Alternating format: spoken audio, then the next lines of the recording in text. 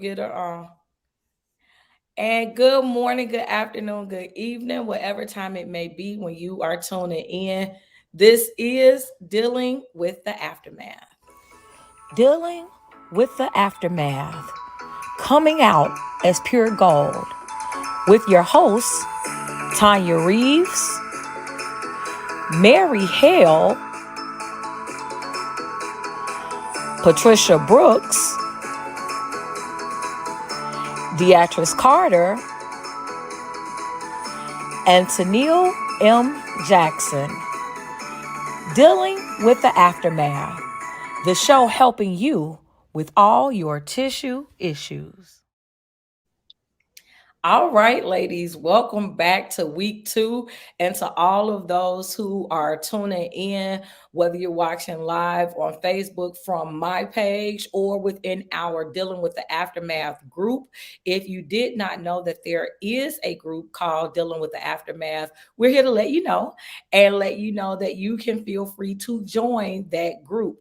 And you may even be watching on YouTube, but from wherever you are watching, thank you so much for tuning in. Those of you who know, you know that last week was our debut, and we are the show that talks about all of your tissue issues, right? So, whether we're talking about relationships or death or illnesses, or I mean, so many different things that's going on in the world. And so, what we do is we bring it all to the table, and what we do is we encourage you all, wherever you're watching from, to speak to us, say hello, feel free to ask your questions, and just, get involved in the conversation. And so I am joined tonight by two of my co-hosts, Miss Beatrice Carter. We call her D. So when you hear us saying D, you'll know who we're talking about, as well as Miss Patricia Brooks. We're asking that you guys continue to pray for our other co-host, Miss Mary Hale. She's going through some things,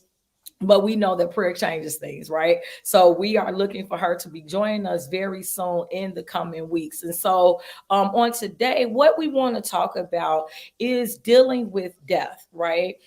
We are just now into the new year. Tomorrow will be February. So we've gone through the first month of 2022, and coming into this month, we've already lost so many people, right? Like, do you ladies remember some of the people who've already passed away this year? I know Sidney Poitier was one that was a big loss for us.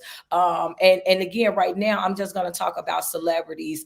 Oh, I'll say we're just going to talk about celebrities who have passed away this year. So, D, if you could just kind of go real quick and see if you can kind of research real quick some of the celebrities who've passed away just this month, right? So she's going to be looking that up really quickly. But Patricia, while she's looking that up, for you, how does death affect you? Like, what is the type of toll that death takes on you?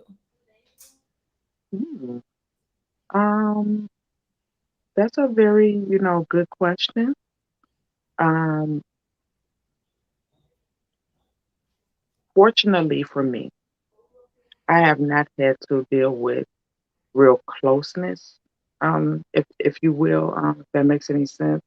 I haven't had a mother or a father die, um, sibling, child, really close relative. All of my grandparents are deceased, um, as well as some obviously other family members, uncles, aunts, things of that nature. Um, Probably one of the closest people that did die last year to me. That was the one of the closest people was my aunt, which was my mother's last sibling, and so she passed away last April, so it's coming up on a year now. And she was very influential in my life. I think throughout the years for me has always been for me about that closeness, that relativity, relationship that you have had with that particular person who have died. Sometimes if you have, you know, aunt or uncle who have died that maybe you didn't feel close to or never really knew, how does it affect you or do it even? But this aunt was very influential in my life throughout my life. and her and my mom were very close. And so that did touch our family, and it was an unexpected death as well. Sometimes, not all the times, and I don't know if this matter or counts to anyone. Sometimes when you know it's coming, it may feel a little different. You knew that grandparent was sick. You knew that, person was sick and on their deathbed, or it was some type of ailment that was going to lead them down to, death. So for me, that has always mattered or counted.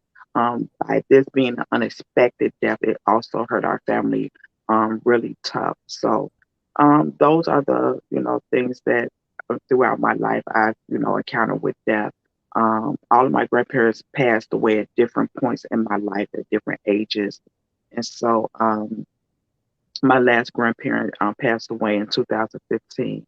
I took care of her for 11 years, so that was also um, it was unexpected at that time because she had lived so long, but she was also bedridden and not spoken in 11 years and not been out to bed, other than us getting her out and putting her in a wheelchair.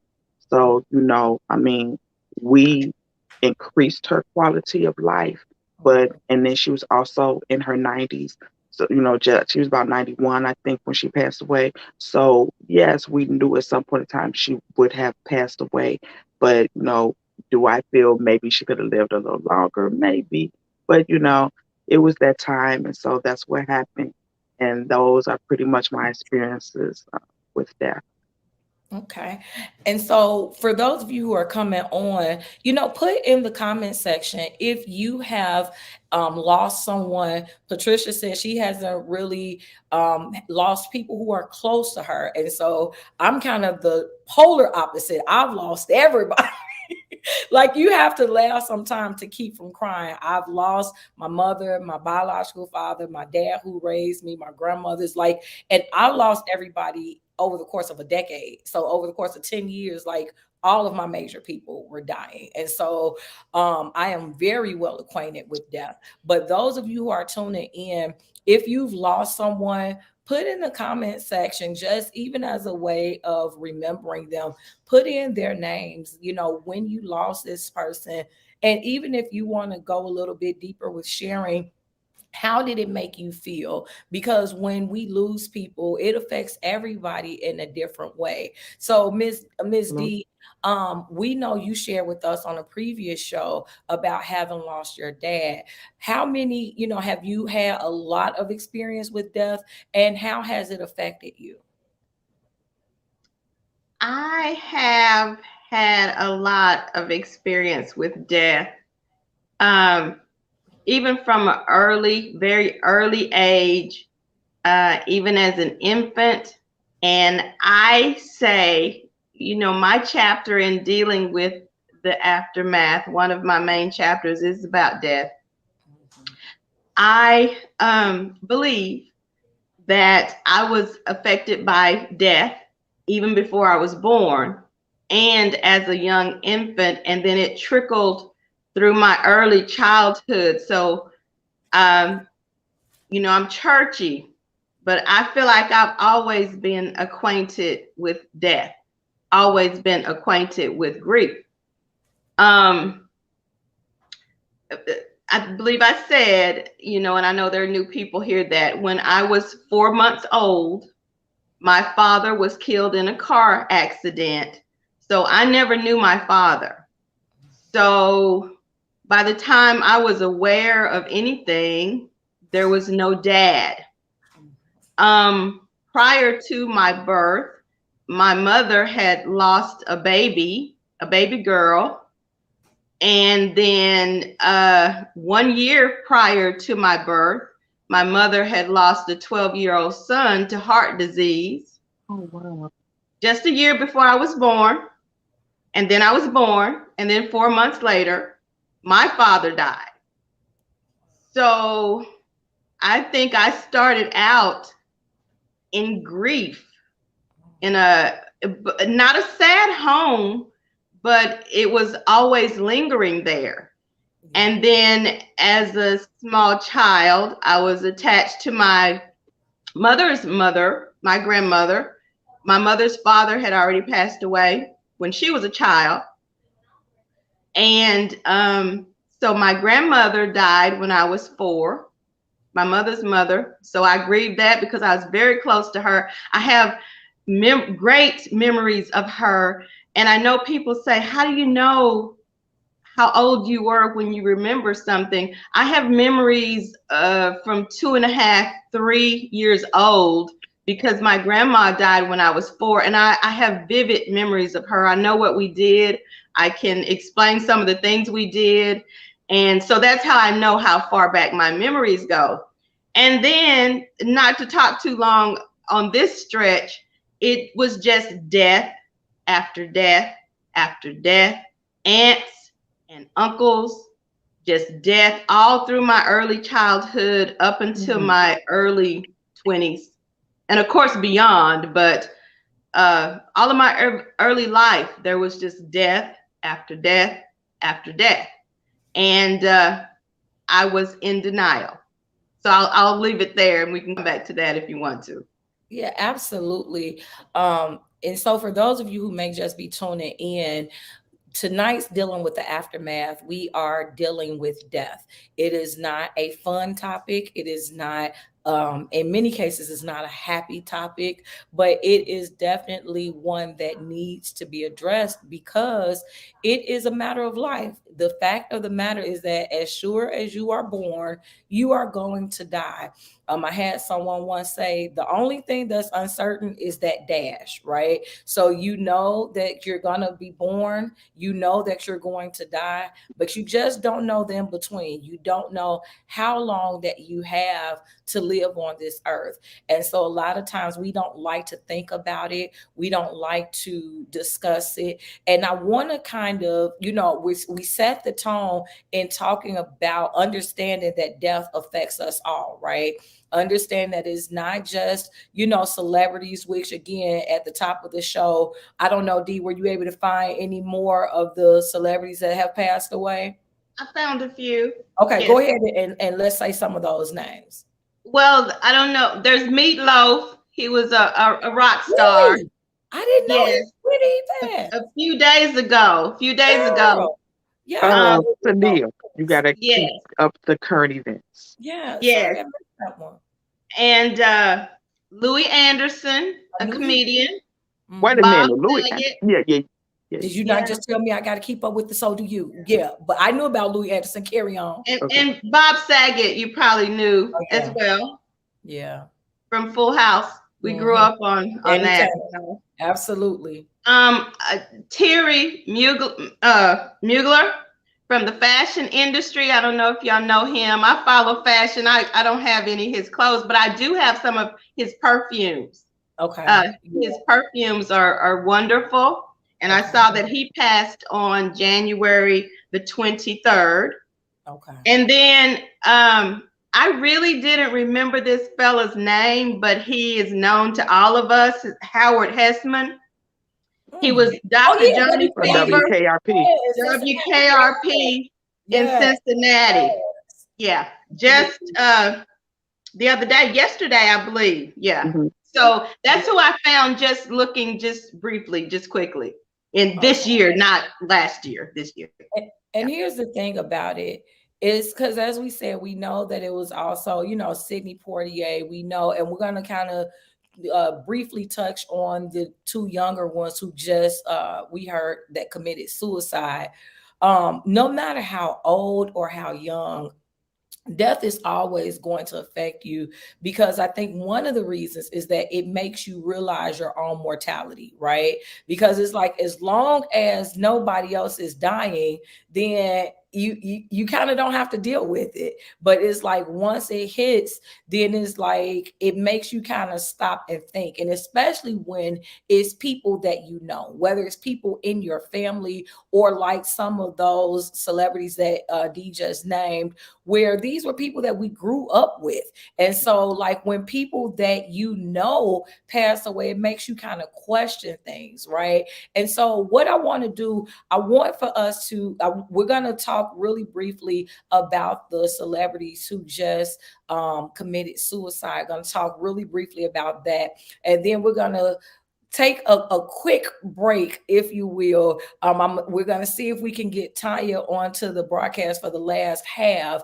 But when we're talking about suicide, sometimes people feel differently about suicide as opposed to death, right? Don't we kind of put it in categories? So it's like, okay, if someone was, elderly, so a funeral I just went to a couple weeks ago, the gentleman was 101 years old. So when there's someone who's, in their 90s or 100, when Betty White died, I think she was 99. Sidney Poitier was 94. So I think when you have people that pass away at a older age, it's almost like it's expected. You kind of understand that, you know what, oh, okay.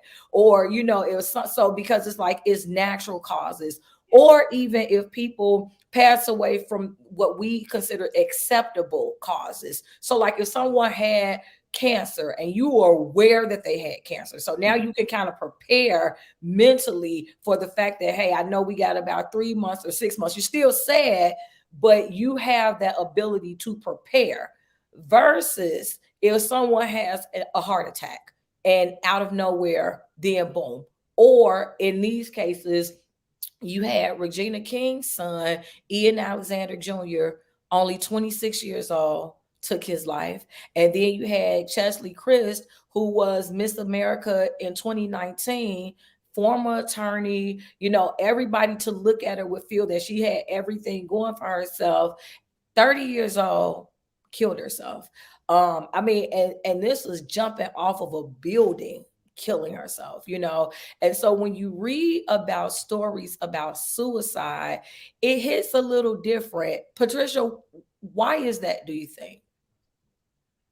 I think that in in our culture and for society, or even religious, suicide is supposed to be a sin, and looked at it at that way, and so it's bad. It's a dark cloud. Is how could they do that?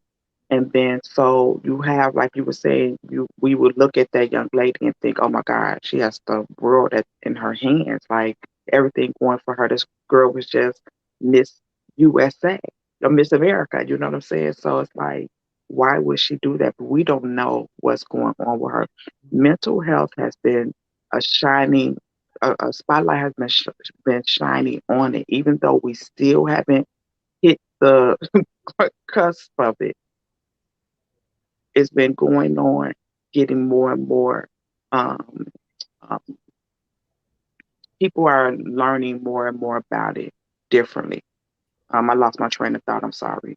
And what I'm trying to say is that I think that in the past, even maybe a little bit now, but more so in the past, suicide was looked at as being a sin, being something you should not do, being very, like I said, a dark cloud over it. And so now we're trying, and we still don't even understand it, because no one will understand the turmoil that someone is going on inside their mind, body, and soul, in order for them to feel that they do not want to be on this planet anymore. We have no idea what is going on there. So, with that being said, I think it's to who of us, especially now that these two have happened so right back to back. You know what I'm saying? And they were, these famous people, or you know, yeah, we need to really try to understand it more, because we don't understand it. I don't understand it. You know what I'm saying? I do not know, or have never had or learned of anyone close to me that have done anything like that, or committed suicide. So I have no idea what that is about. And so we just need to learn more about mental health as much as we can, because we are learning more and more that our people are dealing with mental health issues more than probably, our white counterparts. You know what I'm saying? So we need to really try to understand this, because we don't understand it. Agreed. Ms. D, for you, why is it that you feel that when we hear about suicide is such a shock? I think it's exactly what Patricia said. It's our culture. We have it tied into our religion. we have it tied to being a sin. But I can personally address this subject because I have had someone very close to me commit suicide. If you back up to me talking about my mother with all the loss that I just told you about, and then she lost her mother, and then about 3 years after that, she lost her brother that she was closest to in age, who was like her best friend. And then there was a bunch of deaths in between there. And then about 15 years after that, she lost her baby brother, my uncle, one of my father figures, since I didn't have a biological father, to suicide. Her baby brother, the baby of the family. Wow. He was, I would say, in such a way, the same story as Chelsea Christ, also, although not famous. No sign of outward of depression, suicidal thoughts, a family man, a good family man, a good brother, a good father, a good husband. He owned his own roofing business, successful, loved his children. And one day, homeowner, I mean, just like, you know, the life that most of us strive for, maybe not to be super wealthy, but to be comfortable, all of that. And one evening he goes out in his truck in the driveway and shoots himself, commits suicide. Wow. My uncle, the baby boy, the baby of the family, the one that was loved and cherished and doted on, you know, he was an adult. But so we were devastated. Everyone was devastated. And I don't know, I was going to say once we got over the initial shock, but I don't think anybody ever got over the initial shock. Because it's handled differently if he had gone out to his car and had a heart attack. And I say that because after he died, the funeral and thereafter, probably here up to now, I'm one of the very few in my family that can even say the word suicide. Most of the others don't even say the word. They say when he died. He died in 19. When he died, you know, we went to the funeral, he died. Most of the people in my family cannot even say the word suicide. Yeah. So I've lived it. It's still, it's devastating. It's devastating. He had 4 children, 2 girls, 2 boys. His son had an autoimmune disease before he passed away. He was doing okay, you know, and the year after my uncle committed suicide, died, that son, the youngest son, passed. I think he just grieved himself to death. A few years later, my first cousin, who's younger than me, had a heart attack and died. Now this family, you all don't know, I used to spend summers with them. So these are like almost like my brothers and sisters. So 2 of them have died, 1 girl and 1 boy. And then the oldest son, I call him my big cousin. He's kind of my protector. A couple years ago, he had a massive stroke with symptoms that he still has not recovered from. And I think he just grieved himself, rightfully so. I mean, the death of his father and his other 2 siblings. It's affected our family greatly. I don't know that you ever get over suicide. I don't know. You know, for me, it affected me personally. Like I actually, and I shared that earlier, I am one who actually attempted suicide several times. And I I say thanks be to God. I can say that now that I was unsuccessful in my attempts. Just to really shed light on it really quickly, Patricia was saying, like I don't understand it. And I think a lot of times what it is, because people will just automatically say, well, a person is crazy or is a mental health issue. And it's not always the case. It's not, that you're not in your right mind. There are times, like, to refer to what Dee just said, sometimes when you're going through such sadness, in your mind you feel like that's the only option you have. And so I think for me, I think it's a issue of normalizing hard conversation, right? Because especially in the Black community, when we have people who are experiencing hardships, we make it seem as though it's a sign of weakness if you need to talk to someone. And we build each other up to make it be that you always have to be strong, so that if there's a day that occurs where you're not strong, then somebody has something negative to say. And so I think that is really a point of educating people more about uh, depression, how to deal with depression. And that was one of the things I was explaining before, how you have to look at someone who suffers with depression.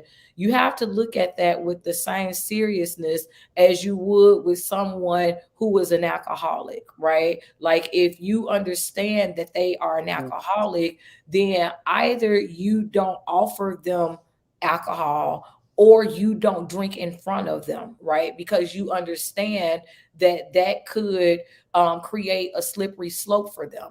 It's the same thing when you deal with people who suffer with depression. The way certain, like, emotional issues, you can't deal with them in the same way that you would with someone who doesn't suffer with depression. And so I think that it's really educating society, start with your family, about how to deal with it, right? And one of the easiest questions to ask is, just having that conversation and asking, have you ever suffered with depression? Have you ever been, and some people may not.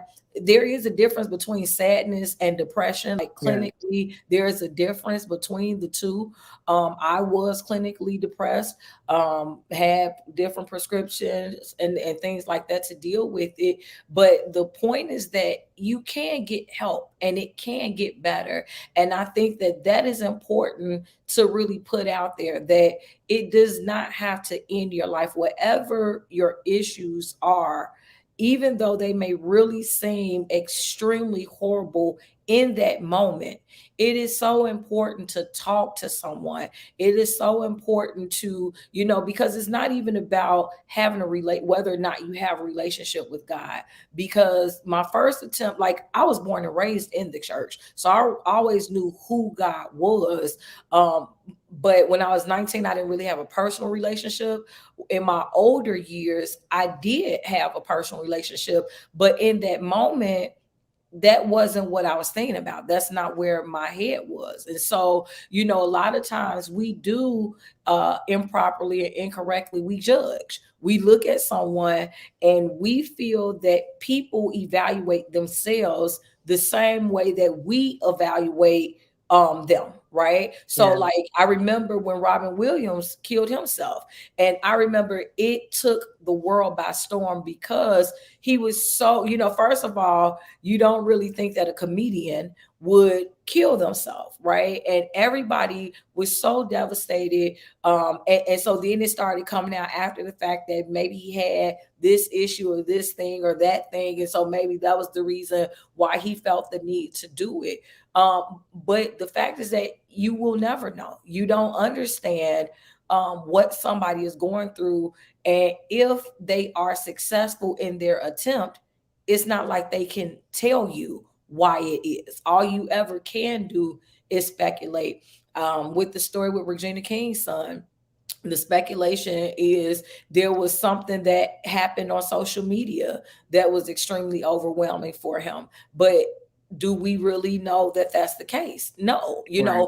who knows why? And so it's a very somber topic to discuss. But what I want to do when we come back, I'm going to see if we can get Tanya on. If we can, then we're going to have 4 of us coming back, y'all. We're going to do a quick 30-second countdown.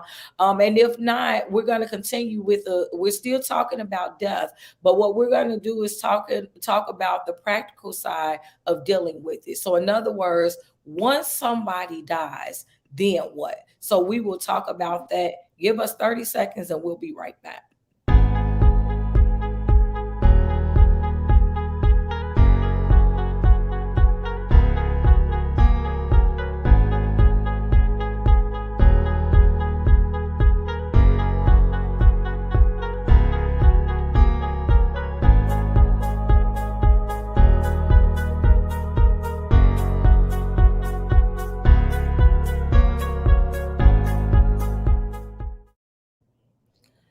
All right, guys, we are back, but I still don't see Tanya. So we are going to just hope that everything is going well with her. And we're going to go back to it being the 3 of us. So what I want to talk about on this half, I have this month alone, I've been to 4 funerals. Like every week there is a different funeral. And one of the things that I feel that we need to talk about when we're talking about dealing with it, right? Like, first of all, yes, you understand that it's the grieving process, but that's going to take, that's going to happen for a long period of time. It's not like you have, okay, here are your 3 days to grieve and then, get back. Like, you'll be coping with that loss for a long time. That's what your job says. If you have a public job, you got 3 days. Get over it. You better cry, dab, and keep it moving. Bring your box of Kleenex with you to the job, but you better be back here. Absolutely. That is so terrible. It makes absolutely no sense. You can tell that it's not them. Let's put it like that. You can tell it's not them. And so in either case, what I do though want to discuss is when we're talking about the actual situation. Someone has died in your family, and you guys let me know if you ever deal with this. I think we might be joined by Miss Tanya. Hello. Probably here.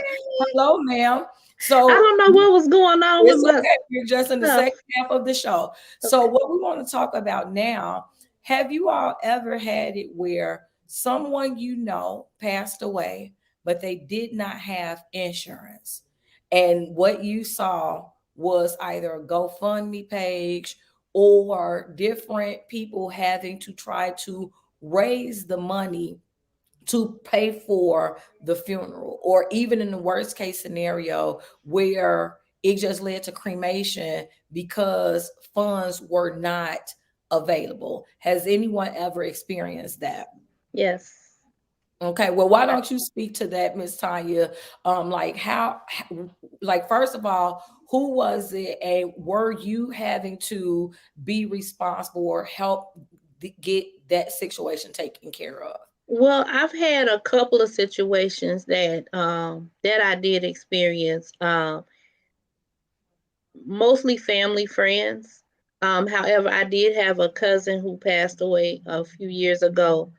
She had no insurance, and her sister basically was ended up being responsible for everything. She really didn't do a whole lot because she just didn't have the money. Mm-hmm. So she had a memorial service. She didn't get a proper burial or anything like that. And it was pretty much a sad situation. I've also had a friend who we actually helped bury her parent. She didn't have any insurance, and they had to come up with money. She went around and collected all this funds, and because they didn't have the balance paid up, they did not allow her into her mother's homegoing service. It was really terrible because everybody was able to attend the funeral services except her.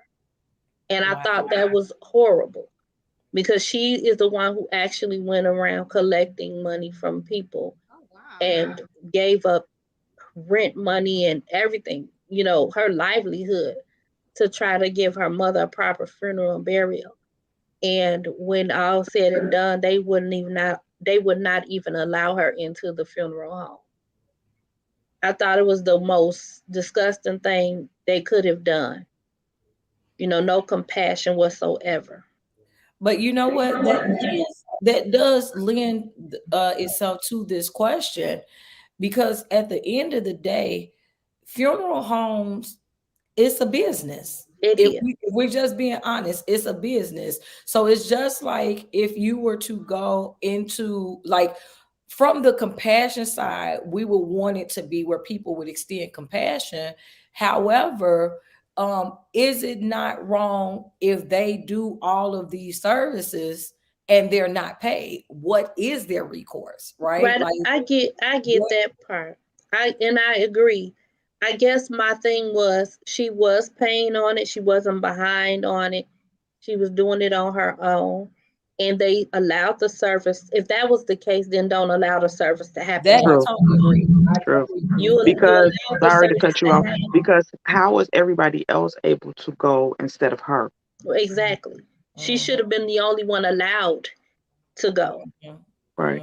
If they were going to continue on with the service, you know what I'm saying? If they allowed this service to happen, she should have been the only one allowed in there, her and her siblings, and everybody else, no.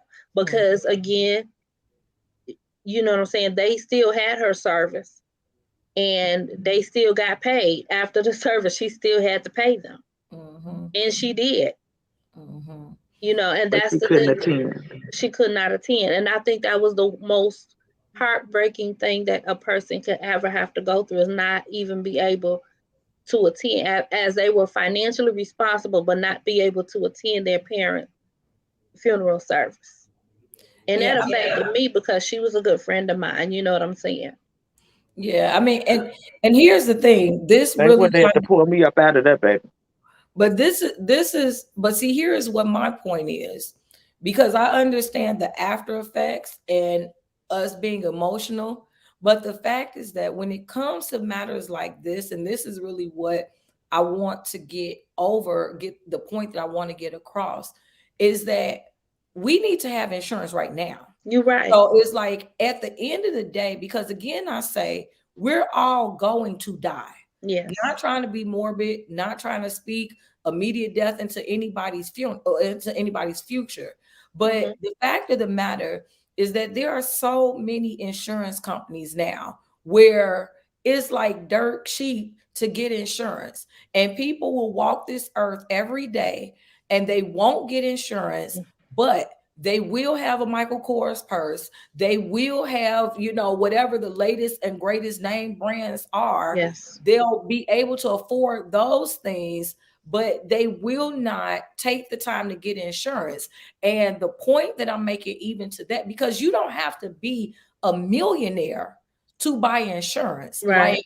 Especially depending on, and Tanya, understand this isn't to you or to your story. Oh, no. This is the point I want to bring up for this segment, because when we're talking about dealing with death, one of the things that we need to be able to do in dealing with death is being able to have insurance. And so, because we have to understand that when we leave, there is a whole process, right? It's not just like, okay, you're gone, so now that's it. No, the people who are left behind have to deal with whatever your business is. And so, like, for me, like I have insurance, my children have insurance. Obviously, as a parent, you never want to even fathom having to bury your child, but you do it just because you don't know, right? And so the point is, if somebody was to pass away, if I was to pass away, I would not want to leave that burden on my loved ones. Because when we talk about situations, if at all possible, That's what we should be doing. And a lot of times in the Black community, we look at GoFundMe's as being your insurance option, as opposed to paying the $20 a month or the $30, whatever the amount is. In most cases, your insurance is probably going to be the equivalent or less than a utility bill. And so I understand that everybody may not be financially well off. But what I will say is that most people find a way to get income taxes. And when you get your income taxes, one of the things that you can do is just pay your policy for the year. Just pay it up in advance if that's the only time that you know you're going to have money, because now look at the extra burden that you've put on your family, because not only are they grieving you and they have to figure out all of the things that you had left behind to get that business in order, but now there's this pressure that basically says, like what Tanya said, you know, if we don't come up with the money, then X, Y, or Z. I remember it's a double grief. It's a double grief. Because now it's a grief and a guilt. It's grief and guilt. Because I remember when my aunt passed, this was almost 20 years ago, but when my aunt passed, she didn't have any insurance. She wasn't married. All of her children at that time were minors. So now guess whose responsibility is? Now we all, on top of being burdened with the grief of her passing, now we have to be financially taxed as well. And so it's a point of, to me, it's not about selfishness with the family, but it's like, maybe I didn't have the money prepared to pay for your stuff or the things that now I have to sacrifice to make sure that you get, as Tanya phrased it, a proper burial or a proper funeral. And so it's like, now I'm burdened. I miss you. I'm sad. And now you have all of these emotions playing on you, right? Because you're not even really making a logical decision now. Now you're totally in emotions, because they can't just keep a body a definite time period. By the time we had my aunt's funeral, I think it was maybe 3 weeks after the fact, she didn't even look like herself. You know, so we had the funeral, but look at what happened. And so what I'm saying, for me, I'm going to leave my tip and I'm going to go around for everybody else to leave whatever your tip is. We're talking about actually how to deal with death. So for me, my tip is get some insurance. Get some insurance now, so that when your family has to deal with death, when your loved ones have to deal with death, that is not so much pressure on them, that all they have to deal with is the grief of losing you and not the guilt of having to figure out how to bury and funeralize you. So, Ms. Deatrice, what is a tip that you have for people as it pertains to being able to deal with death? I'm gonna double down on what you said. As many deaths as have been in my family, my mother has buried 3 children and a husband, and other family, but in her immediate family. And the one thing that has been a good thing in our family, my immediate family and my extended family, is life insurance. My family believes in life insurance if they don't believe in anything else. Absolutely. And so that has not been an issue for our family, thank goodness, because I know of some other people, some friends and things that have had to do the GoFundMe, and this goes back to before GoFundMe. GoFundMe's ain't been around that long, not the official GoFundMe's, but we've been doing GoFundMe's all our lives. You know, like I said, not my immediate family, but church members and neighbors, selling dinners and plates and collecting in the neighborhood and taking a little envelope around the neighborhood to the churches and to the houses. So we've been doing unofficial GoFundMe's for a long time, and I've seen it devastate some families. And So I just double down on what you said. Insurance is crucial, but also I'm going to say in the midst of it, because there's been a lot of grief around me, is stick together as families.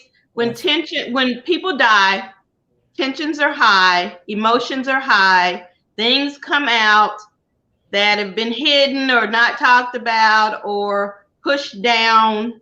And sometimes when people pass away, whether it's mom, grandma, aunt or uncle, I think I'm freezing. No, you're fine. Okay. But to stick together and realize that you're all in it together when someone passes. Yes. And that is not the time to bring up old, ugly issues. Absolutely. That's not the time. Absolutely. Absolutely. So Ms. Tanya, what would your tip be when dealing with death? What is something that you would suggest? First of all, is I'm gonna chime in on what you said as far as be prepared for it, because we all do know, again, we are born and we are surely to die. We just don't know when. So, and during the time that we are alive, we need to be preparing for our future and for our family's future. And part of that includes protecting our children, protecting our assets, making sure that if something happens to us, that our children, our families can continue to live on. Husbands, wives, make sure that your spouse can still continue to take care of your family, your household, your bills, or whatever the case may be, family businesses. That means don't get a little bitty small policy that's only going to cover a burial or a funeral service, but you need to make sure you're able to take care of the financial, health of the family after you're no longer there, when your income is no longer available for them. I used to be a life insurance agent, so I speak to this topic on a daily basis as a part of my career, in my past career. However, I still get phone calls from people asking me advice about insurance. And so that is something that is very important. But unfortunately, a lot of families that I did visit in the African American community and even in the Caucasian community, they just did not believe in insurance. It's just like the skepticism as the coronavirus vaccinations. They think it's a hoax. They think it's something to it. They call insurance companies cons, but they don't understand that when a person passes away, somebody has to pay for that. And if you don't protect your family, you leave them in a bad situation. And it's like you said, they grieving from not being able to pay their bills, not being able to provide for their families, and having to come up with this money to bury you with. It's just like you taking $5,000-$10,000 and putting it in the ground, and they don't want to do that. Yeah. So true. Yeah. So true. Ms. Patricia, do you have a particular tip or something that you would suggest when we're talking about how to deal with death? What is a suggestion that you may have about how to deal with death? My suggestion was to get life insurance.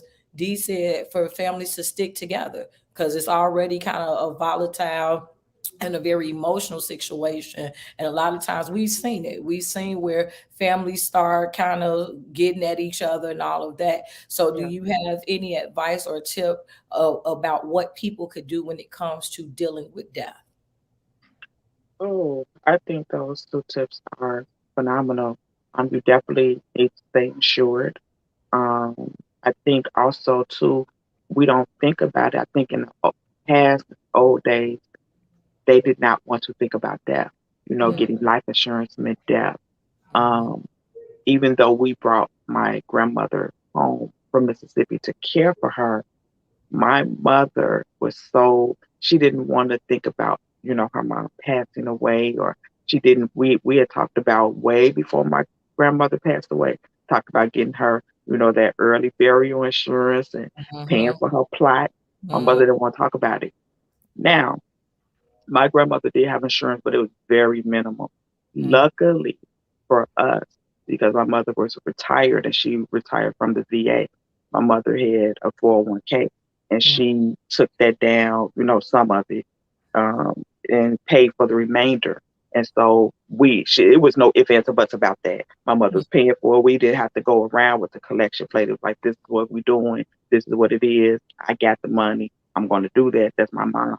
Because she only had a certain very small life insurance that didn't cover that much. I definitely made sure that me and my immediate family was insured. When my daughter turned 25, I made her get her own because she had to come off of mine because she was on mine as a writer. And then I made her go get her own. And so she is definitely insured, that comes out every whatever month or whatever. So, and then on the topic of sticking together as a family, that is so key. That is so key. Even though sometimes you don't know what to say, because I still don't even really know what to say to my cousins. You know what I'm saying? We lost our aunt, but they lost their mother. You know what I'm saying? And so I really don't know what to say to them at times or how to go about that. So I'm feeling my way through that as well, too. You know what I'm saying? So we have to stick together. We have to stay insured. We have to love on each other. And we have to just educate each other. And with even family history, like even when my mom and my aunt, when they went down to get my grandmother after she had her stroke, they didn't want to go through her stuff. They because that's old school. You don't ask no questions. You don't say nothing. But we need to be more, adamant about being, communicating with our people. Where your grandmother had this ailment, and not trying to say that, I'm saying, 'cause we have generational curses that we don't want to discuss and talk about. You know what I'm saying? We'll talk about the generational blessings, but not the curses. But we need to know what they are. You know what I'm saying? So we can understand our history, whether it's the mental that we never knew. Some of us may not never knew that we had a great aunt that was bipolar. You know what I'm saying? We need to know that stuff.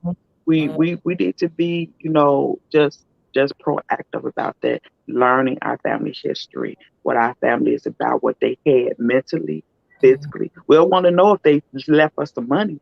Right. You know what I'm saying? So we need to know what's going on or what went on in their lives prior to just who we know them to be at that time in our lives. They was also another person and they had some other things going on. And so we need to know all of that. Yeah. No, I have one more thing I'd like to throw in there really quick. Go ahead. One more tip. Everybody can't stomach this, but if you can stomach this, it would be beneficial to your children and your family. If you can write your own obituary up to wherever you are, you can always update it. I know people that have done that. I've done it. Yeah. If you can do that, if you can stomach it, that would be, and put it somewhere or type it or whatever, where somebody can get to it. It will greatly save your loved ones a bit of grief. Yeah. If you can do that. Everybody can't do that, and that's okay. But if you can, and your will. Oh my goodness. I was gonna say that because one of the most important things that nobody thinks about is to get a power of attorney. You have to write a living will, you have to write a will, and you have to get a power of attorney. If something happens to you, your family needs to know who is supposed to step in and take over. Because we were faced with a situation with my dad where we had to get the lawyer to come to the nursing home to do his power of attorney for me to be able to make decisions, for me to be able to communicate with the nursing homes, and because they didn't want to do anything with just my word. They needed his permission to speak to me. And my dad had tubes down his throat at one point. What if he didn't pull through that? You know what I'm saying? We would have been in trouble. But thank God that we were able to get it done, and I was able to take care of his financial and health needs. But a lot of people don't want to talk about, like you said, they don't want to talk about death, so they don't take care of those important things. Yeah. Mhm. That is so important what you said, like you said about your dad having two his girl. We have to get this stuff together now before that Yes. happens. Because Yes. Absolutely. what if he wasn't able to tell verbally what, like I said, my grandmother had a stroke, and when they went, my mother and her sister went down there, she was okay. She had a Hmm. little right side paralysis, but then she had a seizure after Yeah. that, and she Mhm. couldn't talk no more. Yeah. Hmm. Yeah. They only knew that number one, she never wanted to go to a nursing home. And they knew a couple of other things that, she had probably verbalized throughout the years. But after that, my grandmother could only, yell, or she can, mumble something, but she could not speak. Mhm. And Hmm. so when you get to a point where you can't do that, how do you know what that person's wishes are? Mhm. Right. We have to Abs- do it before that happens. And it also creates turmoil in the family because I know what my father told me he wanted, and I know what he told me to do, but I have to argue with my sibling. Not saying that we argue. I'm just saying if we had to, we would have to argue about what dad wants. You know mhm. what I'm saying? So we had to come together as a family and have a meeting. It's just, okay, who's gonna step up? Who's gonna do what? We know what dad said, but I needed agreements from everybody that we weren't gonna fight about it. You know what Yeah. I'm saying? Yeah, that's key too. That's my at the time what happened with my grandmother, she had three children. One of them my mom, my aunt, and my uncle. My uncle lived down there in Mississippi, not with her, but with his family, with his wife. And he knew he couldn't take care of her. My mother was a nurse. It was a no brainer. Now they were older siblings, so it wasn't no tackle. Right. Younger people, people want to take position, and mama love me. Right. Yeah. My mother has seven children. There's seven of us, but we're not going to fight over anything. My mama told us she wants to be cremated. she always, she already done told us what to do, who to do, and what. And so you have to start having those conversations with your family. Right. Absolutely. Absolutely. And so you guys have tuned in. Believe it or not, it has basically already been an hour. And so I just want to thank everyone who, whether you're tuning in live or you're going to tune in on replay, this is not a fun conversation to have, but it's a necessary one, It right? is. And Yes. so when we come back next week, we're going to kick February off with something a little bit more lively, pun intended, but a little more lively than death, right? So we've kind of talked about some deep stuff. And here's the thing: this is what you can expect with dealing with the aftermath. Again, we are the show that helps you with all of your tissue issues. And so we might not be talking about, the little popcorn current affairs. We're going to delve into some deep issues. We're going to talk about things that most people kind of shun away from, the things that we don't like to talk about until it's already hit us and until it's too late. Because one of the things we want to do is to encourage you to understand, to embrace all of life, the good and the bad. And you will understand that the bad won't be as bad if you are prepared for it. And so what we did, especially for those of you who are on YouTube, what I did was put some comments in the section as we were talking about the various tips of how to deal with death. If you or someone you're in a particular way, you don't necessarily know what tomorrow may bring. And I will even say this: don't wait until you're in a particular way. Even right now, while you are healthy, some of the things that you may want to do right now: get life insurance, understand that you will die. If you have children that are minors, get life insurance for them as well. We're not praying that anything bad happens. You just, the same way that you have car insurance and you pray that you never have to use it, you want to do the same thing with life insurance. But the difference is, you will have to use life insurance one Absolutely. day, you just don't know when. So get life insurance. Make sure that you are connecting with your family. Stay connected with your family. Then educate the family on the history so that you know how to prepare for the future. Make sure that everyone knows who suffered from what, both mentally as well as physically. Then write your own obituary. So while you're in your good times, and it's not going to make you feel too sad, write where you were born, where you grew up at, whatever those critical elements that you would want to be included on your obituary. Make sure you write that down, put it in either a safe deposit box or somewhere that's in your home, and you let someone know, hey, this is where this information is. Then you want to secure a power of attorney. You want to get a living will. These are all things that you want to be proactive about, so that if and when the time comes, the people who are responsible for you don't have to go through any extra issues and problems and trauma. And then have a meeting with the family to delegate responsibilities as you're dealing with a loved one and they're going through different things. Don't assume all of the responsibility on yourself if you don't have to. If there are other family members that can help, then you all talk about it and figure out how everyone can help. And so to Miss Shantae, thank you so much for tuning in. Definitely catch the replay. And next week when we come back, it will be the first Monday of February already. We are going to come back with a great topic for you guys, but we want to thank you so much for tuning in tonight. And we hope that we have helped you to deal with death, this being one of your tissue issues. Thank you guys so much. Until next time, you all stay encouraged.